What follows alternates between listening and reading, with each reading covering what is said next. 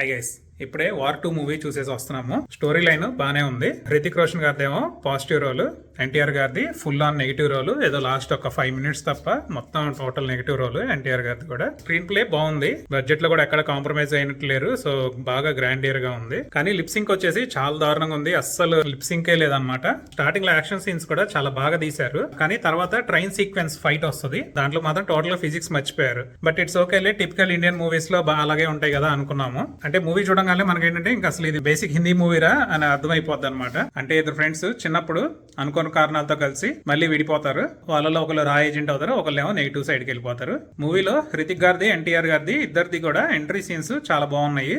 కాకపోతే హృతిక్ రోషన్ గారికి ఏమో స్క్రీన్ టైమ్ చాలా ఎక్కువ ఉంది, కానీ ఎన్టీఆర్ గారికి స్క్రీన్ టైమ్ కొంచెం తక్కువ అనిపించింది. ఆ ఇంటర్వెల్ సీన్ కి వచ్చేళ్ళకే ఫ్లైట్ సీక్వెన్స్ ఫైట్ ఒకటి ఉంటది. ఆ ఫైట్ సీన్ మాత్రం చాలా దారుణంగా ఉంది. అంటే పైనేమో B2 బాంబర్ ఉంటది, కిందేమో రెగ్యులర్ ఫ్లైట్ ఉంటది. ఇద్దరు హీరోస్ కూడా ఆల్మోస్ట్ 30,000 feet లో వెళ్లే ఫ్లైట్ పైన నుంచొని ఫైట్ చేసుకుంటా ఉంటారు. అండ్ గన్స్ తోటి B2 బాంబర్ ఫ్లైట్ ని కాలిస్తే అది మొత్తం పేలిపోద్ది కూడా.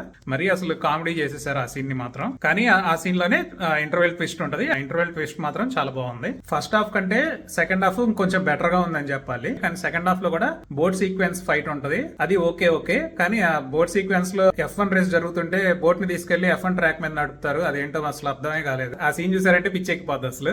అండ్ మ్యూజిక్ కూడా అసలు సెట్ కాలేదు మూవీకి. అంటే మూవీతో సింక్ కావట్లేదు మ్యూజిక్ వచ్చేసి. సీన్ ని హైలైట్ చేయాలి అని చెప్పినట్టు కొట్టారు, సీన్ ఏమో హైలైట్ గా లేదు, మ్యూజిక్ ఏమో దారుణంగా వచ్చేసి.